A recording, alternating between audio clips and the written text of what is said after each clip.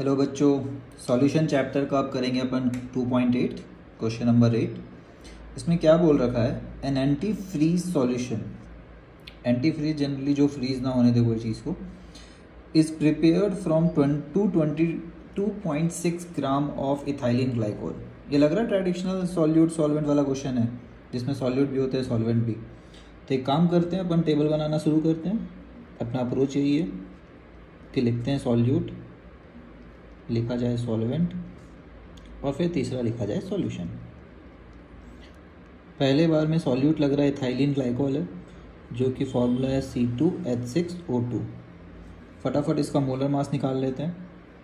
C2, ठीक है, H6O2 में कार्बन का कंट्रीब्यूशन 2 है, तो एक कार्बन का 12 होता है, हाइड्रोजन 1 होता है, ऐसे 6 हाइड्रोजन है, ऑक्सीजन 16 × 2 32, तो 24 + 6 30 + 32 = 62 ग्राम्स।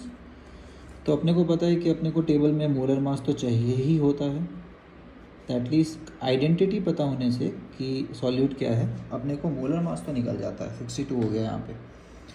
उसके बाद बोला है ethylene glycol and 200 gram of water, तो मतलब क्लियर हो गया, सॉल्वेंट पानी है और इथाइलिन ग्लाइकोल का सॉल्यूशन है बेसिकली घोल। और पानी का 18 ग्राम होता है मोलर मास, हाइड्रोजन का 2 और 16 ऑक्सीजन से आता है। अब बोल रहा है गिवन मास भी है 222.6 ग्राम। क्या हुआ यहाँ पे, मोलर मास तो है नहीं, तो इसको अपन बोलेंगे गिवन मास 222.6। इसका गिवन मास कितना है पानी का, 200 ग्राम। गिवन मास और मोलर मास को रिलेट करता हुआ कौन सा टर्म है, moles. Given mass by molar mass होता है, तो मोल्स निकाल देते हैं, बाद में देखा जाएगा अपने को यूज़ आ रहा है नहीं आ रहा है। ठीक है, बड़ा काम का टेबल है, इससे मोलैरिटी पूछे, अपने को पता है कि किस तरफ जा रहा है क्वेश्चन।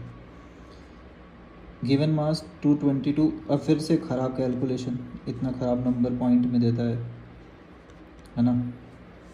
ये रहा अपना, ठीक है, मोल्स भी पता चल गया। अच्छा, क्या टोटल मास पता चल जाएगा सॉल्यूशन का मोलर मास का कोई सेंस नहीं निकलता है, तो मोल्स का भी सेंस नहीं निकलेगा, क्योंकि एक क्वांटिटी तो पता ही नहीं होता कभी।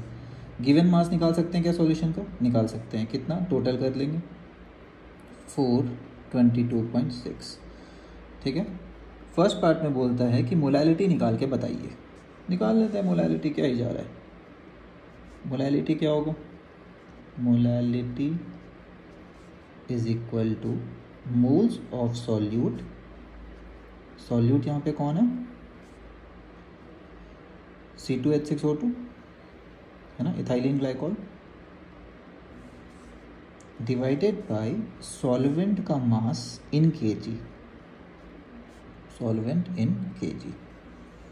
ठीक है, मोल्स ऑफ सॉल्यूट कितना है, अपने टेबल से क्लियर कर दिख जा रहा है, इतना बाई 62, और सॉल्वेंट ग्राम में दिख रहा है अपने को कितना है, 18, 200 ग्राम्स है यहाँ पे। kg में कितना होगा, 200 ग्राम्स डिवाइडेड बाई 1000। इसको डिवाइड करेंगे तो ऑब्वियसली 1/5, 5 ऊपर चल जाएगा, तो ये अपना आ रहा है 222.6 × 5 डिवाइडेड बाई 62। ठीक है, अब किसी को अप्रॉक्सीमेशन निकालना है तो निकाल सकते हैं। वैसे अच्छा रहेगा कि अगर पूरा कैलकुलेट कर ले अपन, कैलकुलेशन ऑब्वियसली पुअर है, तो इसका आंसर लगभग अपना आएगा 17.95 मोलर। ठीक है, चलते हैं अब सेकंड पार्ट पे। ये रहा अपना फर्स्ट पार्ट। सेकंड पार्ट में क्या पूछता है कि सर कैलकुलेट द मोलैलिटी हो गया इफ़ द डेंसिटी। अब डेंसिटी क्वेश्चन को किधर ले जाता है, डेंसिटी मास और वॉल्यूम का रिलेशन है, और वॉल्यूम वाला कौन सा पॉपुलर कंसंट्रेशन टर्म है, मोलैलिटी। तो पक्का समझ में आ गया, ये लोग चाहता है कि अपने को वॉल्यूम पता चले, उसके लिए ये लोग क्या दे देते हैं, डेंसिटी। और डेंसिटी क्या होता है, मास बाय वॉल्यूम, पता है अपने को। तो सॉल्यूशन का डेंसिटी दे देता है, कितना दिया है, 1.072 ग्राम पर ml आता है। अब अपने को डेंसिटी का कैलकुलेशन करने है ना, तो मास बाय वॉल्यूम होता है, तो वॉल्यूम क्या हो जाएगा, अगर कोई बोला वॉल्यूम क्या होगा डेंसिटी के टर्म्स में, तो मास बाय डेंसिटी। मास कितना था सॉल्यूशन का, 422.6। इससे किस में आएगा सारा आंसर, 1.072 ग्राम पर ml होता है तो ml में आंसर आता है, ठीक है। तो ml को 1000 से डिवाइड करेंगे तो लीटर आएगा। एक काम करते हैं, यहीं पे लीटर कन्वर्ट कर लेते हैं अपने टेबल पे ही।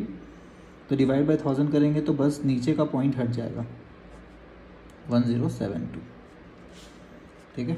ये नंबर है अपना जादुई नंबर। तो अपने को बोला है मोलैरिटी निकालने, तो let's calculate second part. Molarity क्या होता है? मोल्स ऑफ सॉल्यूट, मोल्स तो पिछले बार भी यूज़ हुआ था, by volume of solution in litre. Solute solvent नहीं, सॉल्यूशन। तो 222.6 डिवाइडेड बाई कितना, 62 हो गया। ये मोल्स ऑफ सॉल्यूट था, है ना। और वॉल्यूम ऑफ सॉल्यूशन कितना आया अपना लीटर्स में, 422.6 डिवाइडेड बाई 1072, ठीक है।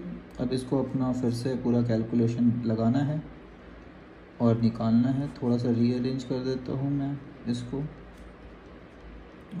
बाई 62। अगर इसको अप्रॉक्सीमेशन करने का किसी को मन है तो देखो कैसे होगा। 222 222 का डबल कितना होता है, 444।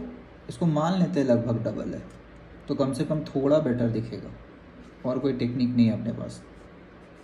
और 2 से इसको काट लेते हैं पहले, ठीक है। जिसको एक्यूरेट करना हो एक्यूरेट कर सकते हैं, बता चुका हूँ मैं। 31, 3 1 जा 3, 3 4 जा 12, 3 5 जा 50, सॉरी 2 से, अपन 2 से इसको कट कर रहे थे ना। तो अपना हो जाएगा 2 2 जा 4, 13 बचा, 2 6 जा 12, 2 8 जा 16, ठीक है। 268 बाई 31। अब क्या एक बार में जाएगा 268? क्या लगता है 31 से एक बार में जाएगा? नहीं जाएगा। तो एक बात तो पक्का है कि पॉइंट आना है, क्लियर। तो 0.1 समथिंग आएगा। अच्छा एक और चीज़ कि इसमें जो है कोई नहीं, मतलब इसको अपन सॉल्व कर लेते हैं। तो इसमें जो आंसर है लगभग आएगा 0.125 के अराउंड, ठीक है। नहीं ये कितना आ रहा है, 0.9 आएगा ना। पॉइंट का ज़रूरत है क्या? पॉइंट का ज़रूरत भी नहीं है, ठीक है। 31 × 10 कितना होता है, 310। 31 × 10 310 होता है। तो 31 × 9 कितना होगा, 9 9 3 ज़ा 27, दिख रहा है। तो अप्रॉक्सीमेटली 9 के अराउंड आ रहा है। हम लोग यहाँ पे भी अप्रॉक्स किए थे, तो ऑब्जेक्टिव एग्जाम में काम आ जाएगा। अगर ऑप्शन 9 के अराउंड है तो अपन मार देंगे, अगर सब्जेक्टिव एग्जाम है, टाइम है अपने पास, तो कैलकुलेट करेंगे, ठीक है। Okay, thank you very much, bye bye everyone.